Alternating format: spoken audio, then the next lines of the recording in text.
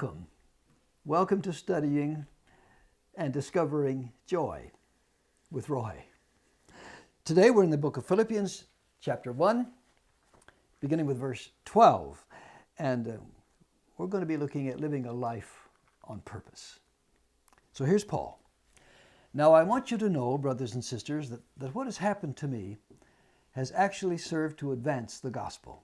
As a result, it has become clear throughout the whole palace guard and to everyone else that I'm in chains for Christ. And because of my chains, most of the brothers and sisters have become confident in the Lord and dare all the more to proclaim the gospel without fear. Here's an obvious source of joy, isn't it? Joy comes from living a life that matters, that has a purpose. That's an overarching theme in Paul's letter to his friends here in Philippi. In this section, we find another source of joy to add to the several we studied in the first lesson. And this source is being able to find the good in the bad. Now, there's nothing pleasant about being imprisoned, especially when you haven't done anything wrong. Paul's not complaining, though. Unlike me, as our friends and family have been checking up on my joy and me during these days of confinement, our responses are quite different. Joy talks about the fun she's having, digging in the yard, taking advantage of our gorgeous weather, and in every other way making the best of a bad situation. That's joy. I respond with a litany of woes. I'm feeling confined, cabined, locked up at home, not allowed to go out in public, can't visit my friends, kicked out of the nearby state park, it's closed because of the virus, can't eat in a restaurant, am not even wanted in the church office because I might catch or pass on the virus, etc., etc., etc. Woe is me. I guarantee you, there's no joy in belly aching. But Paul, well, remember, he's writing this joyful letter as a man in chains, literally. He's chained to a guard around the clock, each guard bound to him for a 6-hour shift. Paul's not complaining, though the guard may be. But instead of griping, Paul says that being in prison has given him an opportunity to help a whole new group of people he couldn't have reached otherwise if he hadn't been locked up.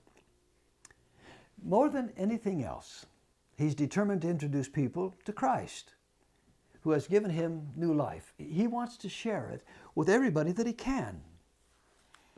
He has a purpose to fulfill, no matter where he is, and that feels good. It gives him joy. And here's an interesting twist.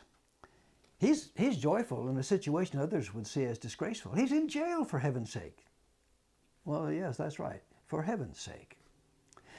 But we could ask, isn't it a disgrace for a Christian to be in jail? It's a fair question. What will people think? I'm sure that I'd have been asking, how can I be doing everything right, as I have been, of course, and still be treated as a common criminal? But what if I'm in prison because I'm doing something right? Because I'm a Christ follower? Is that something to be ashamed of? In much of the world in this century, to be a Christian is to run the risk of getting arrested. Paul ran that risk all the time. He felt he had no choice. So they put him in chains. But instead of bewailing his situation, Paul is filled with, and here's our word, he's filled with joy because he's being perhaps more effective than ever in his ministry. He writes, "It has become clear throughout the whole palace guard and to everyone else that I'm in chains for Christ. I may be cut off from the world out there, but I'm getting the job done here. Not only am I not wasting my time, but I'm being effective. My purpose in life is being advanced." Now, this is the same man who wrote in 2 Corinthians chapter 12, verse 10 about the thorn in the flesh, probably some kind of physical affliction. I should have not said verse 10 because it's preceding that, but in the 12th chapter of 2 Corinthians, he makes it very clear that he's been blessed with revelation, with special insight, but to keep from being boastful, he says, about those revelations and the special insight, he's been given a thorn in the flesh. And that's what he's concentrating on here. It's a handicap of some kind. Now, I take these verses very seriously. Since when I was young, I battled asthma. And when I grew old, I battled arthritis. And in between, I generously engaged in many other health battles. I know something about weakness. I also know something of the strength that Paul found in Christ. We can get the job done even when circumstances are against us. So, many years ago, as one who's had to rely on God's help, I adopted as my own verse, that 10th verse of Paul's, "For when I am weak, then I am strong." Well, that's finding strength in weakness. It's finding the good in the bad, even during a pandemic. So he goes on, "And because of my chains, most of the brothers and sisters have become confident in the Lord and dare all the more to proclaim the gospel without fear." Isn't that interesting? The way he is dealing with his imprisonment has encouraged others to be courageous. If he can endure it, they can. If he can find opportunities in setbacks, so can they. If he can speak boldly about his faith, even in chains, then they can talk about Christ in their freedom. The test of our faith is not how we act when everything's going well with us, but how we act when it isn't. And it isn't right now for many of us. Every day in our church we hear of more people who are in trouble, running out of food, no money, great stress in the family, loneliness, depression. And in addition to our church here, I have friends in Kenya and India. I pray for every day because they can't even practice social distancing. They can't escape. Many of them don't even have homes to be confined in. They live in hovels, in slums. When I think of them, when I complain, the thought of them shuts me up. In this pandemic, we're all weakened, and discouragement is contagious. But so is confidence, and so is helpfulness. Our pastor emails a word of encouragement every day, and almost every day he reports on the amazing helpfulness of the people in our church. While the pandemic rages through the world, there's a growing pushback. We're learning firsthand what Paul is talking about. And it's not just in our church. You can't expect, though, everybody to praise you, even when you're doing good things. Paul's an inspiration to some brothers and sisters, he notes here, and maybe he's an inspiration to most, but he's definitely not to everybody. One thing we can say for certain about our subject, joy, it can't depend on what other people think of us. If we're playing for applause, we're bound to be discouraged. While most are applauding, you'll have no trouble hearing the boos from the audience. So he writes, "It is true that some preach Christ out of envy and rivalry, but others out of goodwill. The latter do so out of love, knowing that I'm put here for the defense of the gospel. The former preach Christ out of selfish ambition, not sincerely, supposing that they can stir up trouble for me while I'm in chains. But what does it matter? The important thing is that in every way, whether from false motives or true, Christ is preached. And because of this, I rejoice." There's that word. His joy stems from the fact that his life's purpose is being reached in spite of the fact that he has critics. He distinguishes among those critics. There are some others who preach Christ out of goodwill. For them, Paul is thankful. But some others preach Christ out of envy or rivalry or selfish ambition, insincerity. They want to stir up trouble. Now note, they're all preaching Christ, which means we have to be kind of alert and accepting. But the truth is there are counterfeits in this business. Now, is Paul being paranoid here? Remember that old joke, just because I'm not paranoid doesn't mean they aren't out to get me? Well, Paul does have enemies. They are out to get him. Among early Christians, Paul has risen to prominence. He gets himself talked about inside the church and outside the church. He's a leader. He's a forceful leader. Sometimes he offends. And certainly he gets attention. So, some of these critics, these enemies, naturally decide that the best way to get attention for themselves is to fan flames of suspicion. And they succeed. Another source of joy is found here, being clear about what really matters and giving yourself to it. I wonder if any of you are old enough to remember Perry Como singing. You've got to accentuate the positive, eliminate the negative, latch on to the affirmative, and don't mess with Mr. In-Between. I like that song. And I like that attitude. You must know some other people like Paul who seem to be positive in the midst of the most trying of circumstances. How does he do it? How do they do it? I think it's because he asks the key question, but what does it matter? It doesn't matter that he's being criticized. It doesn't matter that he's in prison. It doesn't matter that his critics are carping. It doesn't matter that he's not in control.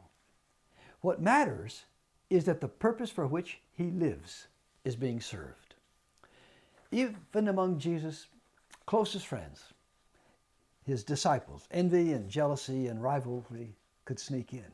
So it shouldn't surprise us that Paul himself was the target of such barbs. And if you and I are doing our jobs as Christians, it shouldn't surprise us that not everyone in the audience is applauding. So we really shouldn't pay much attention to the booing. Well, let's look again at the theme of this book, joy. Here's the question we return to again and again as we study. What gives us joy? Can I rejoice in another's accomplishment? Even if that someone is not in my political party, or my religion, or of my race, or on my team, or a member of my tribe? Paul's answer to his own question, what does it matter, is this. And because of this I rejoice, he writes, to this being the important thing, that in every way, whether from false motives or true, Christ is preached. And then he goes on. Yes, he says, and I will continue to rejoice. For I know that through your prayers and God's provision of the Spirit of Jesus Christ, what has happened to me will turn out for my deliverance. I eagerly expect and hope that I will in no way be ashamed, but will have sufficient courage so that now, as always, Christ will be exalted in my body, whether by life or by death. For me to live is Christ, and to die is gain. If I'm to go on living in the body, this will mean fruitful labor for me. Yet, what shall I choose? I don't know.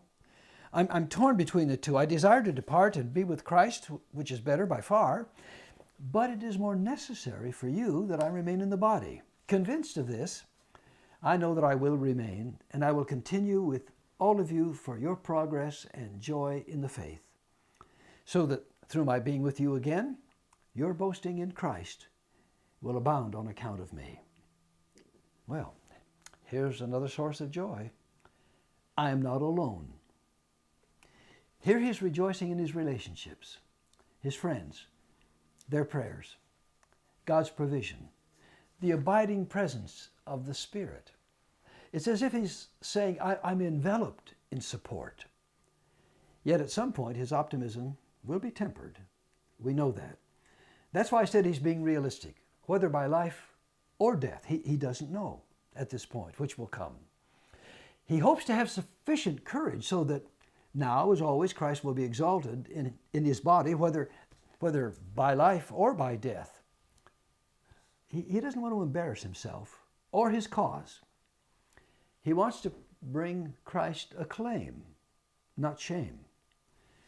So he prays for courage. Not victory in everything, but he wants Christ exalted in everything, not himself to be exalted. So he can bring honor to Christ either dead or alive. I have to tell you, I admire the man here. I'd like to think I can imitate him, but I'm not so sure. Here's the question for me, for us. If I die in this pandemic, for example, can I honor Christ dead? What will be said at my funeral? Who will come? And when those few come, will they know? Will they hear what I have lived for? Who I lived for? What was most important to me? Here's another thought. Who will benefit from my death and how? I spent many years participating in and administering Christian organizations, churches, colleges, mission agencies. I was astonished at how many good Christians died intestate, that is, without a will, and without leaving, or maybe leaving everything to their children and nothing to churches or missions or benevolences. There was financially nothing in their will, if they had one, to proclaim Christ through their deaths. Every chance I have, I encourage people to get their wills and their trusts in order and to remember their Christian witness. It's a part of our stewardship. Our subject is joy, remember, even though we're talking about death. Just how serious is Paul when he writes in verse 21, "For me to live is Christ, and to die is gain."